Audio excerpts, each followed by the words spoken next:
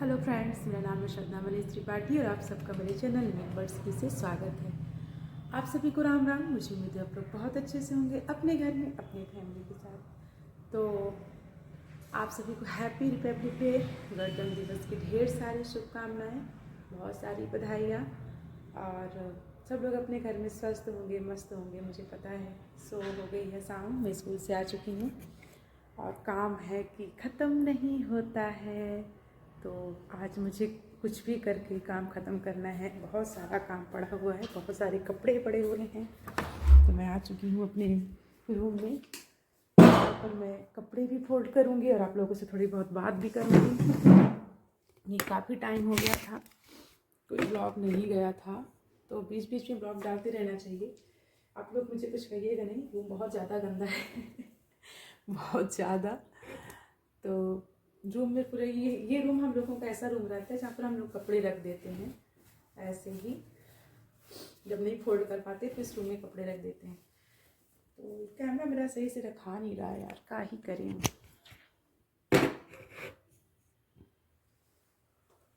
आज कुछ भी करके सब सही करके रखना है, क्योंकि पर डे सोचती हूँ कि आज नहीं करूँगी तो चीज़ें बढ़ती ही जा रही हैं। और ठंड कैसी पड़ रही है वहाँ, ठंड तो अपने लेवल पे ही पड़ रही होगी। ये ड्रेस आप लोग देख सकते हैं, ये मेरे पति देव का है। ये स्वेटर, उनसे जुड़ी सारी चीज़ें, सारे कपड़े सब मेरे पास रखे हैं, मैं ही यूज़ करने लगी हूँ। मैं कहाँ निकाल के फेंकूँ, मुझे लगता ही नहीं है कि वो जैसे हैं कहीं और। मैं अपने पास ही रखती हूँ, मैं ही पहनती हूँ। मुझे कोई कुछ भी बोले कि नहीं करना चाहिए, लेकिन मुझे फ़र्क नहीं पड़ता, क्योंकि मैं मानती नहीं सब चीज़ों को। तो लगी हुई हूँ काम में, जल्दी से हो जाए मेरा भी काम।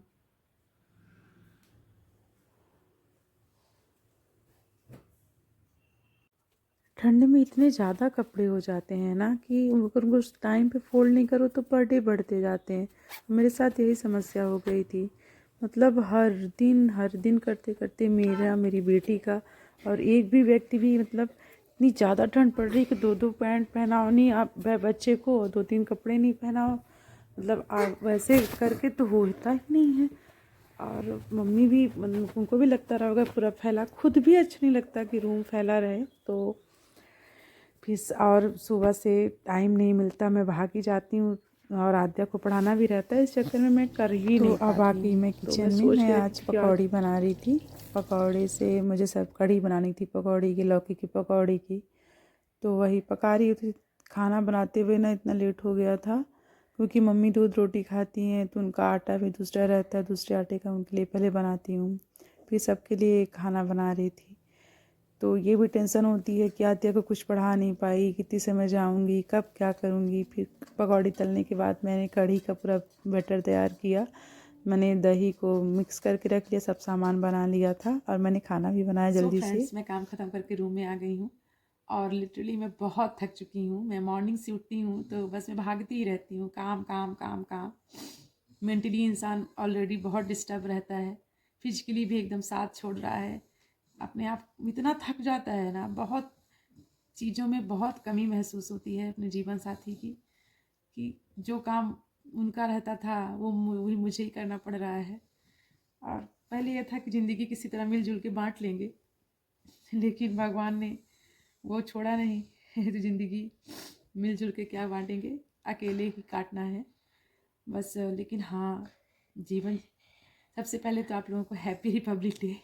मैं बातें करने में इतनी बिजी हो गई कि मैं बोलना ही भूल गई। आज रिपब्लिक डे था, स्कूल में बच्चों के साथ टाइम बिताया, बहुत अच्छा लगा।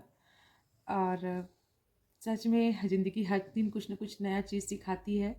तो हमको जब भी मौका मिले, हर दिन कुछ न कुछ वो सिखाती है, हर दिन। बस हम सीखना नहीं चाहते हैं। तो ज़िंदगी बहुत कुछ सिखाती है कि आप एक क्षण में आपको राजा और एक ही क्षण में आपको रंक भी बना देती है। ये है जीवन। तो हर पल के लिए तैयार रहें, नहीं तो मौत तो ऐसे ही बदनाम है। तकलीफ़ तो ज़िंदगी ही देती है। यही तो सारे सबके चेहरे सामने लाती है, सारे रिश्तों की सच्चाई सामने लाती है।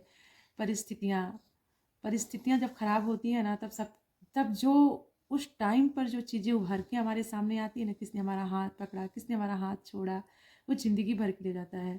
वरना जो रिश्ते आपके सामने कुछ और होते हैं, पीठ पीछे कुछ और होते हैं, सबकी सच्चाई वक्त बता देता है। इसलिए कहते हैं ना, रहीमन चुप हो बैठिए देख दिनन की फेर, जब नीके दिन आएंगे बनत न लगी हैं देर।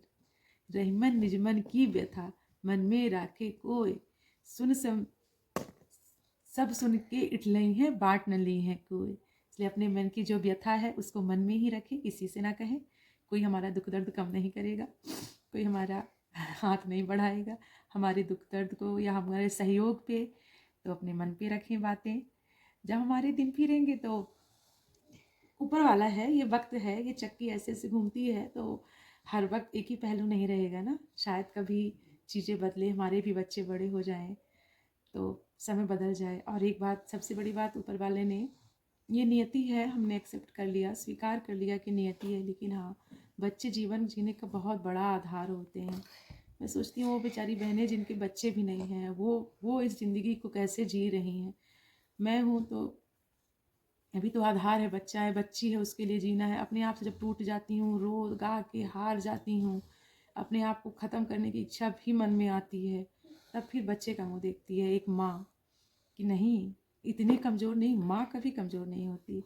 तो माँ अपने बच्चे के लिए सारे दर्द से उठा लेती है, सबसे लड़ जाती है, समाज में जाके घर से निकल के माँ बाप बन के दिखा देती है।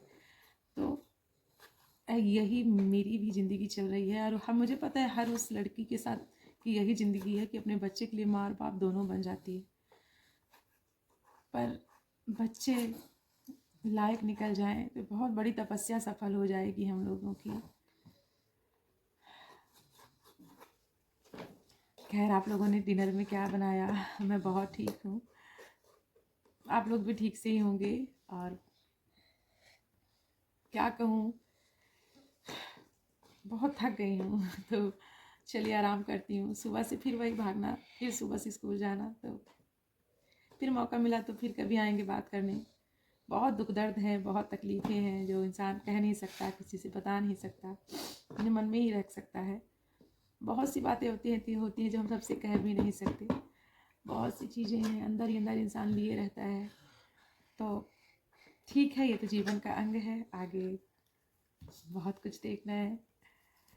मैं अब पर हिम्मत नहीं हारना है ना हिम्मत हार जाएंगे तो जो मासूम से बच्चे इस दुनिया में आए हैं उनका क्या होगा।